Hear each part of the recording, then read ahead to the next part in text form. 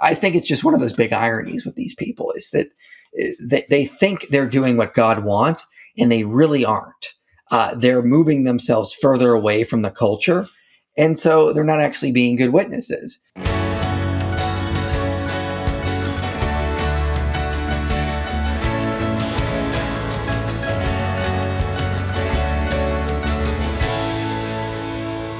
Hello, everyone, and welcome to Reclamation, a beEmboldened initiative. I am Naomi, the founder and executive director here at BE, and we exist for those who have been impacted by spiritual abuse. We provide support for the prevention of victimization as well as revictimization, and we desire to create safe places to ask the hard questions and to really begin healing and rebuilding.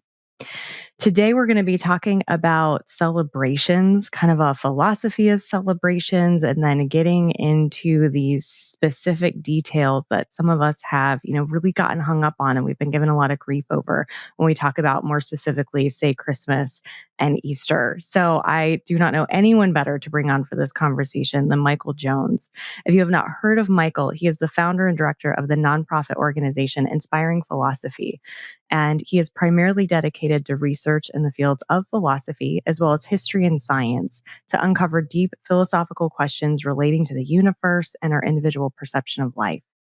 He has published a plethora of research work on his YouTube channel, Inspiring Philosophy, where he compiles and analyzes data for the layman to reach reasonable conclusions to a variety of philosophical quandaries. Some of his most notable work includes his presented research on quantum mechanics and how it points to a theistic worldview, a video series on Genesis 1 through 11, a defense of the resurrection of Jesus, and videos addressing the problem of evil and hell. So as I read that through, everyone's probably like, wait, and he's coming on to talk about holidays? But Michael is known for making the rounds. He has done some really, really deep dive research into the most original documents that we can get on these things to take us back to really give us some solid footing on how to make these decisions about if we're going to celebrate and how we're going to celebrate. So with that, Michael, I'm going to jump right into question one. And I'm wondering, throughout all of the conversations you've had about celebrating holidays, whether it's your different interviews you've done, individuals you've spoken with, what are some different kind of views or philosophies maybe of celebration, of celebrating these holidays that you've run into? Well, I mean, there's a lot of different views. Everyone's going to have a various take on the whole issue. Most people that I run into, just around town or just in life in general, are perfectly fine with celebrating the holidays. They don't see any problem with it, and they don't really care where it came from. Then there are some people that believe it has some sort of pagan origin, and then they tend to say, well, it doesn't really matter because that connotation has not survived today. And then you get people that are on the extreme end and say, no, it is pagan. And because it's pagan, we need to disavow Christmas, Easter, Halloween, all these holidays because they have some sort of pagan elements in them, and that upsets God. So you get those people fall on different spectrums on that various map, I guess you could say. But most people just don't tend to care, or if it is have pagan origin, they recognize it's not a big deal. Then you get the very loud, small minority that is screaming off to the right saying, no, it's pagan and it's evil. We need to avoid it at all costs. Mm-hmm. Yeah, which is what I fell into. And that's not uncommon for authoritarian type groups. So whether someone's, comes from a cult of Christianity like I did, or just something where it's very fire and brimstone and very works based and those kinds of elements, I would say it's more common that I run into this question and those kinds of circles. And so I agree. I've heard this sort of mix between, it's just a fun time with family and friends. And of course, if I go more secular, I'm going to hear that. So, Christmas with family who, doesn't believe in Jesus, is going to look very different than Christmas with family who does. So I can hear that aspect solely versus it being just a piece of the celebration. Definitely it's a form of idolatry. It's pagan. Those issues. I remember this article I was given when I was probably like 10 or 11. I can't even remember who wrote it, but it was in connection with the Message. William Branham, who was a, quote unquote prophet at the time and inspired my upbringing. But I was given this printout from Google that I had to read about all the reasons why Christmas was pagan, and this is why we haven't been celebrating, this is why we've been doing it right. And so that was, my Yeah, and indoctrination. I'm really that's getting solidified at that time. mm, yeah, and that's all nonsense. I looked into this extensively. There is no evidence that Christmas has pagan roots, as well as other holidays like Easter, Halloween, Valentine's Day. None of these holidays go back to paganism. So this is all modern mythology that has been sort of invented over the several hundreds of years, starting with actually the Greek Orthodox Church attacking the Catholic Church, then Protestants picking up on that, and then, of course, atheists and neo pagans today picking up on that. So, but when you study the history, there's no evidence any of this is true. Mm. Yeah, and I'm glad we're going to get more into that. And for anyone who's listening to this later or catching it in the replay as well, please know that he's got Michael has a bunch of stuff on his YouTube channel and a bunch of other interviews he's done where he really hones in on specific holidays. So again, today we're going more big picture. We're going to hone in and give some specific examples of some of like the key, problems, supposed problems that people are concerned about, but there's a lot more out there. So we will also link some other examples if you're wanting to go more into. I mean, Michael, I think I've watched so much from you on this. So I know you go deeper into Easter. I believe you go deeper into Halloween, Yeah, I go deep into all of them, right? and I also go deep into different Christmas Oh, traditions, yeah. I like think looking I've at the heard. origin of the Christmas tree, Yeah. mistletoe. None of it goes Hmm. back to paganism. Okay. Yeah. And so again, that's where a lot of my education on this has come from is through your channel. So and other interviews that you've done. So again, everyone, if you're really like stuck on a specific holiday or specific like component aspect of a holiday, we'll link some other resources that you know where to go find it. But I wanted to kind of go a little bit deeper again to begin with on this whole like sort of philosophy of celebration thing, because here's what I've noticed. And it's kind of been an area where I had to camp out here for a while myself in my own healing and rebuilding, kind of figuring out what do I believe? Why do I believe it? How can I use scripture? What is it telling me? And how is that going to lead me? And so on my journey, I came from an environment, and I know a lot of people in our audience are going to resonate with this. So that's why I want to talk about it. I came from an environment where this is going to sound ridiculous, but basically joy was a problem. Celebrating was a problem, being happy and having a good time. And it didn't really matter if it was unto the Lord. It was supposed to be about the suffering. It was supposed to be about the weight of our times. It was supposed to be about making sure that we were going to be saved and we were checking all the boxes and keeping ourselves safe. And so this can be a way bigger, as like a way broader, as well as a way deeper issue than just, is it pagan worship to decorate my Christmas tree and have that in the house? Now, again, we're going to touch on some of that, but I think there's more going on here sometimes and what people have been raised with. And so when we're looking at these authoritarian groups, we're looking at these like workspace groups. Sometimes oftentimes those go together. People are categorizing, celebrations as idolatrous or pagan. But in addition to that, they're really struggling with being able to celebrate it all and expressing joy. And I want to bring scripture into this. And Michael, I'll pause if you want to jump in and if you have a comment first. But then I have some scriptures pulled that I want to use and have us just dialogue about for a few minutes. Yeah, well, I'll just briefly say that this is just a fundamentalist, legalist mentality. Uh, I think it starts with this. It starts with a seed of like, I need to be holy for God, which is a good thing, but it can often go off in the wrong directions. Like we see with the Pharisees in the Gospels, they were trying so good to be holy before God, they were rejecting the weightier matters of the law, like justice and mercy and helping others. And they start to, when you go through that mentality, you start to feel better than people that are not as perceived as holy as you. So you start to look down upon them, and then you start to think, well, I have to take all this very serious because my walk with the Lord is serious. What he did is very serious. Therefore, all this ideas about joy, about having fun, they could be temptations that could lead me away from focusing on being holy and lead me into sin. It starts off with just going to a party. The next thing you know, you're drinking and getting drunk and doing all sorts of horrible things, which is nonsense. But this is the mentality you're going to see in this fundamentalist mindset. I think it comes from that kind of place, this hatred of joy. Starts off with a desire to want to be holy, but it forgets that being holy is just one aspect of being human. Jesus' first miracle was turning water into wine at his wedding celebration. Jesus was not a killjoy. He was very much, I've come to give you life so that you may have it abundantly. He talked about him being the bridegroom, and we are to feast and celebrate when the bridegroom is there. So the idea that fun or joy is anti-Christianity is nonsense. It does come from the fundamentalist mentality, which stirs up in multiple religious views, not just Christianity. But it needs to be recognized for what it is and how it moves one away from the gospel very slowly. Absolutely. Yeah, I totally agree with you. It does come from that legalist background. And I've seen these, jokes about how it says FUN, fun is the beginning of fundamentalist because they really do not go together. Being fundamentalist is not Hmm. fun.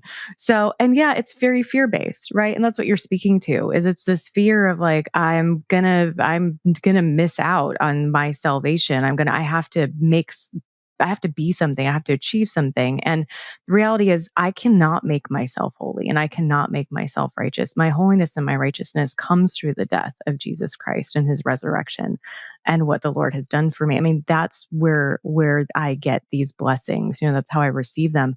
Does that mean that I milk grace? Of course not. Now we're swinging too far in the other direction. But I can't achieve this. And also, do I need to? Am I being asked to? Are these the rules that are still in the new, if you're like, okay, what am I still not supposed to do? What does it look like to love the Lord my God with all of my everything, my whole self, including my mind? And so if I'm looking at this, is it a problem then if I'm celebrating the holidays? And so again, staying more big picture for a minute, I want to bring in some passages that I'm pulling from the Old Testament on purpose here. And the reason I'm doing it because oftentimes when we're talking about fundamentalists and we're talking about that legalistic side, there can be a hyper focus on the Old Testament. And I want to say it with this disclaimer. I love the Old Testament. That was more so my focus for my seminary degree. I have such an appreciation and love for the Old Testament. So I'm not saying this to like be dismissive of it. We should be reading the Old Testament and gleaning from the Old Testament. But people can hyper focus on, the law and aspects of the law in the Old Testament. So that's why I want to camp out here for a second. I'm going to pull a few examples because God instructed his people very early on in the Old Testament to set aside different time frames that created a rhythm for celebrations, for remembrance and for glorifying him and worshiping him. And that's an aspect. It's very important. I think it's central in its core, especially when we're talking about, maybe not if we're talking about Valentine's Day, but when we're talking about Christmas, we're talking about Easter. This is core in these celebrations is this remembrance and this worship of him. And so I want to give some examples, and I'll read through these pretty quickly. And feel free to pause, please, if you're watching this, and look them up for yourself and check these.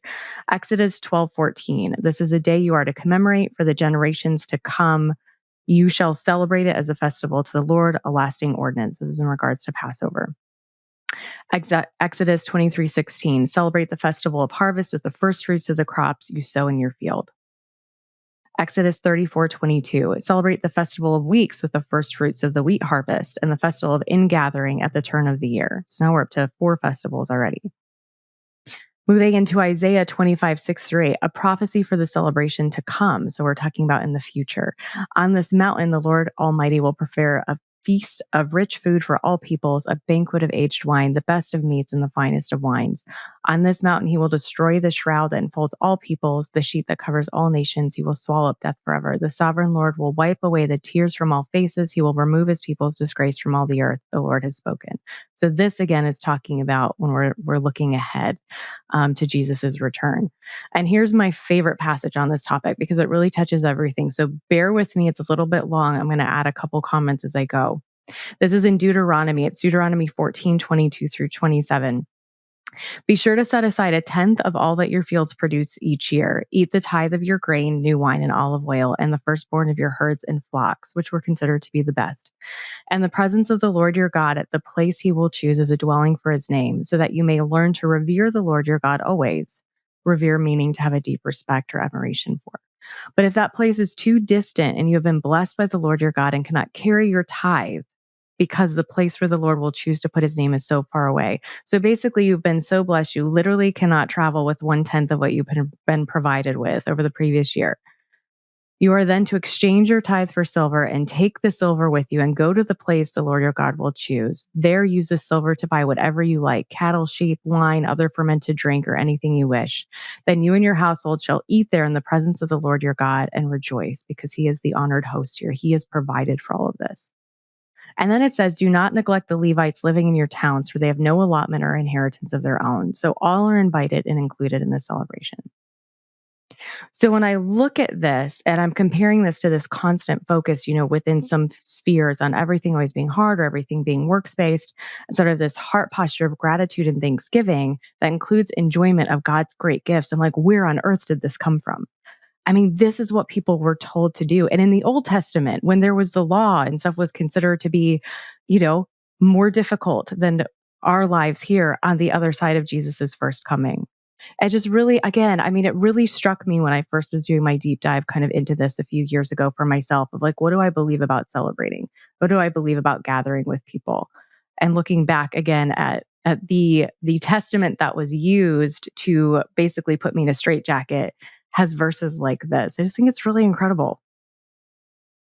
Yeah, I think that one of the interesting aspects is that God is going to know that fundamentalism or legalism will come out of any religious tradition. So I think it's insightful that he puts verses to remind people to celebrate and have fun in there, because let's just admit it needs commanded to some people because they don't know how to and they don't think it's important. So I think those are important aspects of the scriptures to remind people that it's not all just about approaching God and being very serious. There are other aspects of humanity like enjoyment and having fun that need to be accepted and celebrated. And holidays are a good time to do those kinds of things. Yeah, like along with beauty and humor and knowing that all of these good things came from the Lord. And again, as I'm looking at these festivals that I just read through, there's a core fundamental, I'll go ahead and use this word. There's a core fundamental focus on we're doing it because of God and we're doing it with God and we're doing it for God. We get to enjoy it. We can have a good time. Buy whatever fermented drink, enjoy yourself, eat the good food, save, you get to share in it. But you're looking at the bounty of God's provision and you're doing this in gratitude and thanksgiving.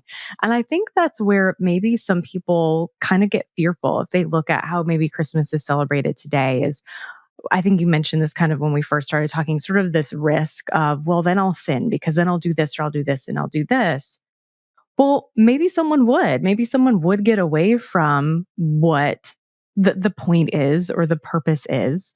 But we can just know that and we can keep ourselves in check. And we've got friends and family, and we have, hopefully a greater community in the body of Christ. And I don't see that we need to, I hate this saying, but it's what's coming to mind at the moment, throw the baby out with the bathwater. We're at risk of sinning in all ways, pretty much at all times. I mean, we're human and that's a possibility. That doesn't mean that we take ourselves out, right? It means that we have our spiritual practices and we seek the Lord's guidance and we have a community again for accountability and we have a repentance and we have grace and we have I'm going to go ahead and pause and hand it back over to you. I'm like, we don't need to get rid of the whole thing because we're afraid that maybe we'll look like secular people celebrating Christmas. Well, I mean, what's wrong with looking like secular people in some ways? I mean, we are of the same culture. I mean, we're going to.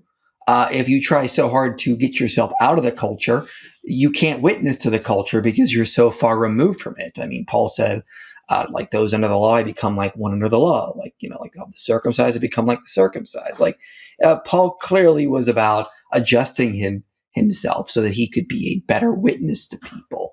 And fundamentalists often care they often don't care about that. They just care about themselves and trying to make themselves super holy, and everyone should be like them. And if they're not, well, that's their own fault. And so it's not very helpful. And again, it's like Jesus said, you're so focused on your own purity, your own holiness, you rejected the weightier matters of the law.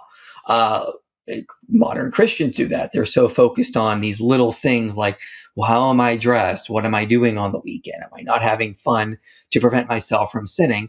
They've rejected the weightier matters of the gospel. They're not doing the Great Commission. They're not actually out loving their neighbor. They just care about themselves and trying to get themselves super holy, so they are the greatest in the kingdom of heaven, which, as we know, the first shall be last and the last shall be first. If you're trying to make yourself first, you're not going to get there. So I think it's just one of those big ironies with these people is that they think they're doing what God wants, and they really aren't. They're moving themselves further away from the culture, and so they're not actually being good witnesses. I always hear the phrase from fundamentalists: "We're set apart. We're supposed to be set apart. We can't drink alcohol because we're supposed to be set apart. We can't celebrate Christmas because we're supposed to be set apart," which isn't in the Bible. Anytime a fundamentalist says we're supposed to be set apart, I always ask how.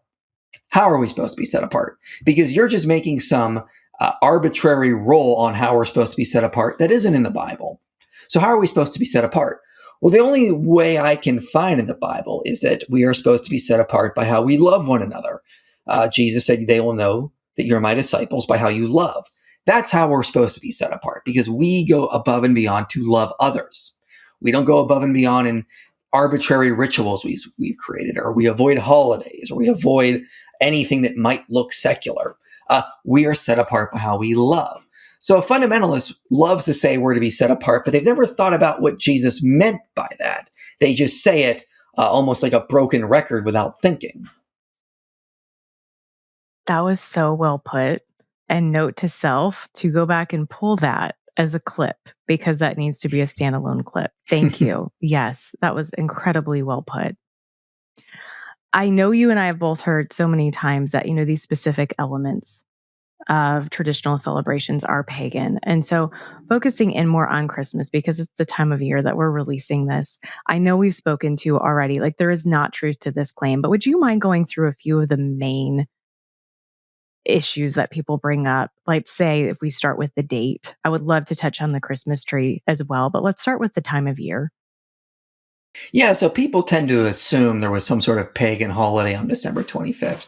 And then as the Roman Empire was Christianizing, they took this pagan holiday and just turned it into a Christian holiday, changed the focus from some pagan god to Jesus. The only problem is there's just no evidence of that. Saturnalia is a common holiday brought up, but that was on December 17th, according to early authors like Macrobius in his book on Saturnalia. And it lasted for anywhere between 3 days to 7 days, depending on the time period. So if it starts on December 17th, the longest it can go would be December 23rd. No evidence it was ever celebrated on December 25th.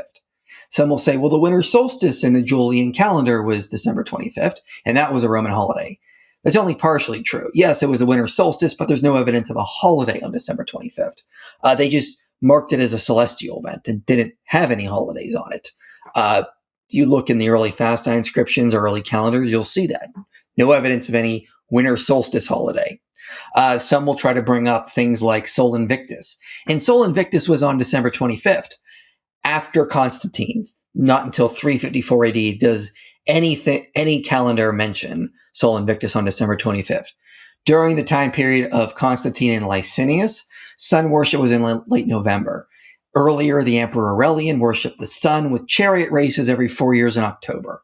And we have, again, no evidence of Sol Invictus on December 25th prior to Constantine. And what that tells me is after the Christians got control and were celebrating Christmas, the pagans moved sun worship to December 25th to compete with this new religion that was taking over the empire.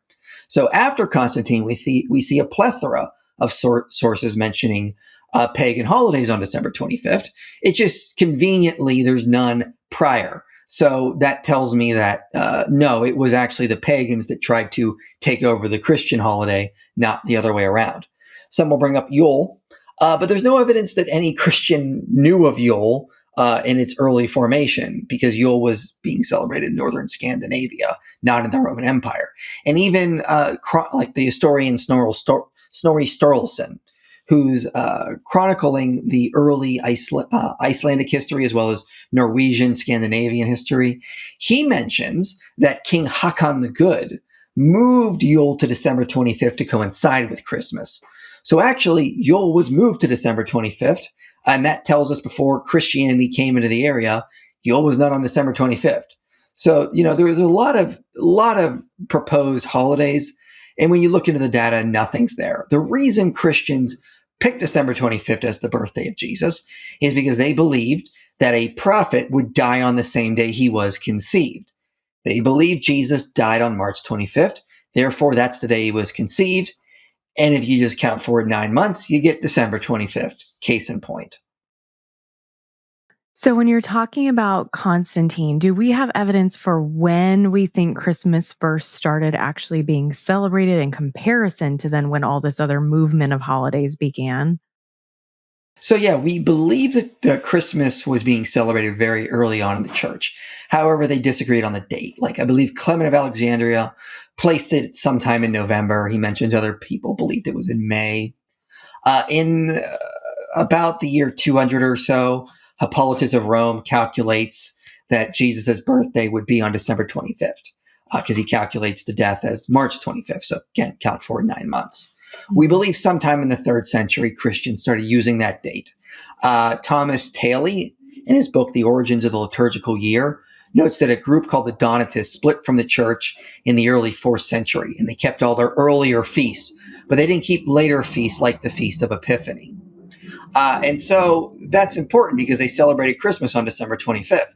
This tells us before Constantine, in the early 4th century, Christians were celebrating Christmas on December 25th. So therefore, it probably happened sometime in the late 3rd century, maybe mid 3rd century. It was just Christians started using December 25th date and it stuck. Okay.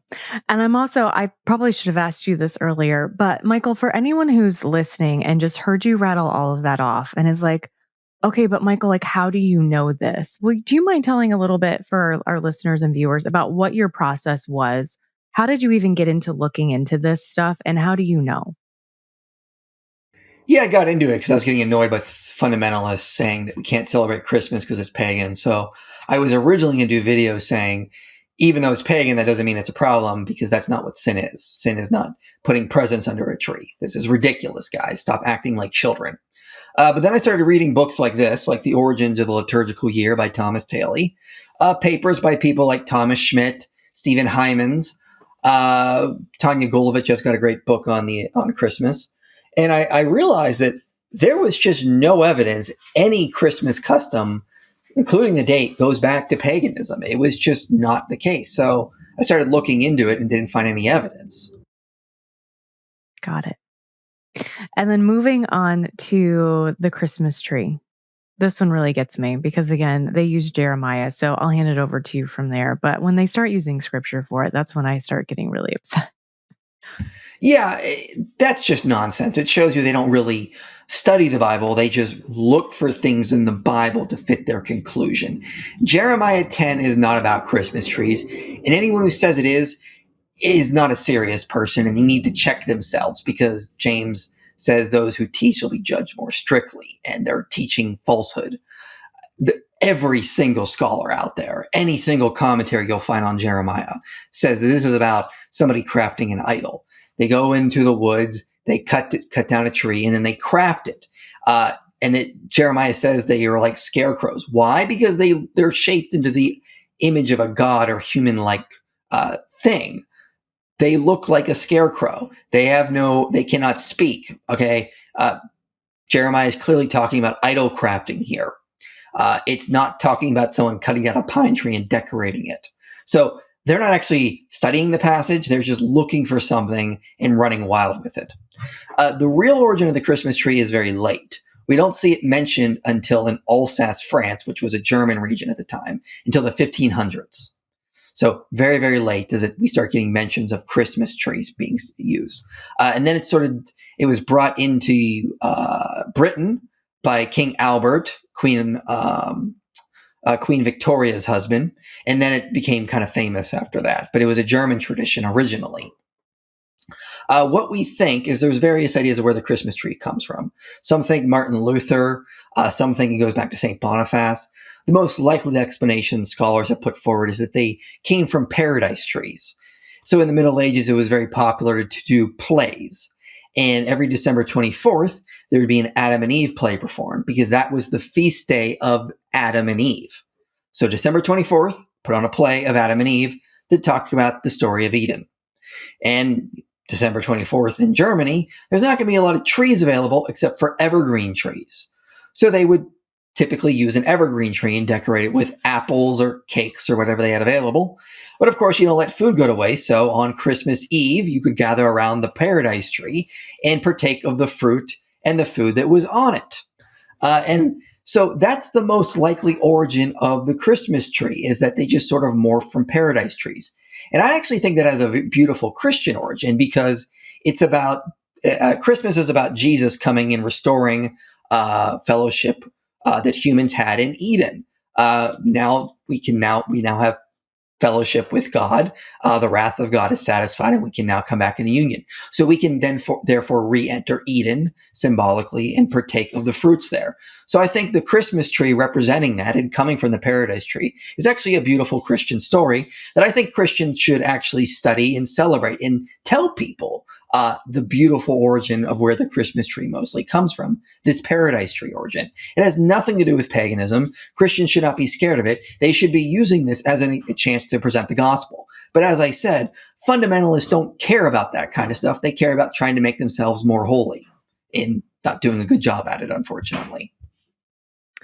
Yeah, and gosh, that is so interesting. And something that you like you said is beautiful, but that has been turned into something that's not only ugly, but something for people to be fearful of, kind of depending on where they are maybe in the hierarchy.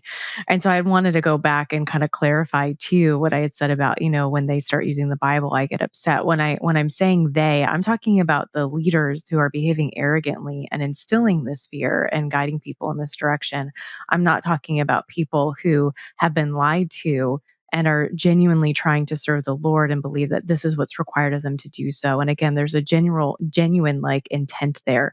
I have so many people who come to be emboldened and who bring up this time of year that they're really scared to celebrate the holidays, and that's something I lived. I remember being a kid and I would go to a friend's house around this time of year and I would help bake the cookies and I would actually wrap all of my friends' presents. Her mom hated wrapping gifts. I think she paid me like a quarter a gift or something like that, but I totally would have done it for free anyway. And I loved wrapping them because, like, even though I wasn't going to get any, it was just fun to be a part of it. But inside, I felt like I was bad because I was enjoying it. I'm like, there's something wrong with me. Like, this is bad. Like, I'm bad. I didn't even really have the word sin at that point in my young brain. It was just, no, I'm bad for this. And so I'd feel like I'd have to hide it or, yeah, like I just wasn't good enough before God. And that gets in your head and impacts, your identity as a child of the Lord as you grow up. And so then as an adult, when I left that group and I started, my own seeking journey that I was on, I started celebrating the holiday because it seemed like, yeah, I think this is okay. I wasn't celebrating even though I believed it was wrong. I wouldn't want to do that. But yeah, I'm like, no, I think this is fine. But it took a while for it to emotionally catch up and be like, no, I can really enjoy this versus kind of shutting down a bit or kind of going through it and being like, gosh, yeah, I really hope so. I mean, those thoughts nag at us when we've been indoctrinated with them. So we have a lot of people that we talk with at Be Emboldened who are in a similar place. And I encourage them like, hey, hold off if you really think it's wrong. Look into it more. Go on that kind of discovery, do the exploration, figure that out, ask the important questions. And I'm prayerfully, though, hoping that they will be able to celebrate because there's so much goodness in celebrating too. And ultimately, I want to land us there. But before we go there, I wanted to ask you what you have found or maybe what you think of giving gifts at Christmas. Of course, that is another one that comes up. And I would say more often, I hear that one really connected, not with paganism, but with that secular idea of, oh, this is what non-Christians do is they're giving the gifts. And why would we do that? And why do we give each other's gifts? We're celebrating the birth of Christ. And, it goes on from there. So would you mind sharing your response to this part? Yeah, this once again just is another way in which It demonstrates that fundamentalists don't study the Bible, they just read it to find whatever they can to fit the conclusion they want. Uh, who gave gifts to Jesus, the wise men, to celebrate his birth? Giving gifts, therefore, isn't pagan. Everyone calm down. So, giving gifts is just something people do. It's not pagan. It's something that every human has done at some point in their life. It's a very common cultural thing because humans are social creatures and we like to trade and we like to give to others because we empathize with others. So that's just a very common thing. Giving gifts is in the Bible. It's literally done in the Bible to celebrate the birth of the Messiah. Why would we not give birth at the celebration of the birth of the Messiah? Doesn't make any sense. So the actual truth of this, though, again, has nothing to do with paganism. If you actually study Latin American cultures, Santa Claus is less prevalent because in those cultures, it's the three wise men that come and deliver gifts to children. So Santa Claus is more centered in Anglo-European, Anglo-American type culture. So there's that. And it actually, we don't see it that prominent in the early parts of Christianity. Originally, it seems that people were giving gifts on New Year's Day. Adults would exchange gifts. And there was a custom of giving gifts to children on, I believe it was St. Nicholas Day, which was either December 6th or December 7th. Then in the 1800s, that those practices were kind of dying out, and there was like a revitalization of Christmas, a reconstruction of Christmas, basically. And St. Nicholas was then moved, the gift giving saint was then moved to the Christmas celebration, and gift giving became associated with Christmas. And then America's rise in popularity spread to the rest of the world. And of course, this is what happens. So now you can find throughout history people giving gifts at Easter, at Christmas, All Saints' Day, you name it, because that's just what humans do. It's a holiday, we give gifts. I don't see what the problem with that is. But again, fundamentalists don't think. They just go, well, I need to just avoid anything pagan, and this sounds pagan, therefore it is. But it just, use your reason. Like, this is ridiculous. Yeah, and as a mom with a 5-year-old, can it become all about the presents? Yes, it can, but that's a teaching moment, right? That's discipleship. So that's something that we get to teach our son. It's not just about the gifts, it's about celebrating who Jesus is, the fact that he came and, all of this and the gifts that he's given us, of course. And I think that's how I think of the gifts personally. I've heard some other people speak to this, of course, too, but Jesus coming, like it's a gift he's given us that he did this, that he made this choice to come to earth, fully human while also fully divine and live and suffer in the way that he has done for us and to give us this gift. And so when I think about that, I think of the crazy amazing generosity. Yeah, I want to also love my neighbor by giving that out too. It's sort of this pay it forward, like, yeah, I've been blessed and I want to bless and give to others. And I think when I'm reflecting during the Christmas season and during the Easter season, yeah, it further sparks that sense of generosity of wanting to do things for others because I'm so focused on what has been done for me. And do we want that all year long? Yes, but these are good, again, reminders, that remembrance and that, refocusing on worship that we humans need because we are forgetful. And so that's kind of how it makes sense to me as I'm thinking about, gosh, look at what Jesus has done for me. And it just, I want to pour that out and spread it, spread it around as well and give that to others. And I think that's really beautiful. And that is a way that we love one another. And that can be, a fruit that actually makes us be set apart, like you mentioned so beautifully earlier. So with that, Michael, as we're closing out, I'm curious, what benefits do you see from celebrating holidays like Christmas and Easter? Because I have found that I don't think it's just neutral. Like, I really think it's good to celebrate them. And I'm not saying that people have to, but I see such a goodness. I went from, gosh, I'm not supposed to do this. It's scary. It's bad. I'm supposed to be set apart. I'm supposed to be holy in these ways and all of these things to, okay, like it's probably fine, to, no, I think it's really good. And so I'm wondering if this is something you've reflected on and maybe what you would say to those who are genuinely seeking and kind of struggling, like I've mentioned. Like, what about this is worth them looking into more? Well, for one thing, we have to remember Jesus, again, is not a killjoy. Uh, you're not going to make yourself more special by avoiding holidays. You need to just get that through your head. And a lot of Torah observant Christians, for example, still think that no, I got to avoid them, even though they're not pagan. It just isn't really, our thing. It's not. I'm like, well, why? Like, there's nothing wrong with it. What are you doing? Like, and one of the things I sort of warned them is think of the children you're raising. They're going to be raised to think they can't participate in all the fun things their classmates and friends are doing.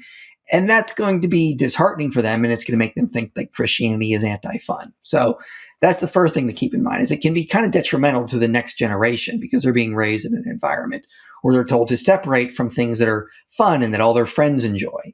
I mean, I've heard Orthodox Jews actually raised in America make the same point, where they feel like they were growing up, they wanted to participate in Christmas, but they couldn't because they were Jewish. And then when they got older, they became secular Jews and they started partaking in Christmas celebrations anyway, because, people like to do joyful and fun things. So I think that's the first thing to keep in mind. It can be a good thing because there's nothing wrong with it, and it's good for the children. Also, it's a great opportunity to actually preach the gospel. Like, as I mentioned earlier, with the origin of the paradise tree, you can talk about the incarnation. I got a video on my channel called the Lost Message of the Bible, where I present the importance of the Christmas message and how the incarnation is basically one of the big climaxes of Scripture, because it's a restoration of Eden in so many ways. So that's another thing that's good about it, is it can be used to teach and preach the gospel, and it can bring people together. Christmas is a good way to go out and invite people that you don't have, that are not familiar with church or celebrate Christmas things, to Christmas celebrations where they can be introduced to the church and a good, loving community, and then maybe start attending church and hearing the gospel. So I think avoiding these things can be detrimental in a lot of ways, and there's no reason to avoid them. So why are you doing it? Now, if a Christian insists and says, no, I can't celebrate it, fine. At the end of the day, I don't care. But just know you kind of are, if you're raising children, treading on dangerous grounds in some ways by avoiding these things that are harmless and children are going to enjoy. And so I would be very, very, very cautious if that's the mentality you have of how you're going to raise your own kids. But again, you may know something more that I don't, and that's why you don't partake in Christmas, and you may have all this under control. But I mean, I'm just speaking generally here. But at the end of the day, Christians don't have to celebrate Christmas, but there's plenty of good reasons to. There's no evidence of any paganism in it, whether it comes to Yule logs, mistletoe, Santa Claus. None of that goes back to paganism, and anyone who tries to make that case has not done the research. Yeah, I think kind of to summarize what you had just shared, it's, yeah, I mean, life can be hard. There is suffering in our lives. I've recently heard you present on the problem of evil, and that's something we, of course, talk about here too. And remembrance is good. Remembering who God is and what He's done for us, being able to celebrate that in a joyful way is good. And being grateful for these gifts and these opportunities that we have to enjoy with people that we love, as well as share with people that are new. I mean, these are all good things. And so I agree that when I think about raising my little guy, I want him to see these aspects, and I don't want him to miss out on the joys that are available to us, because again, life can be hard.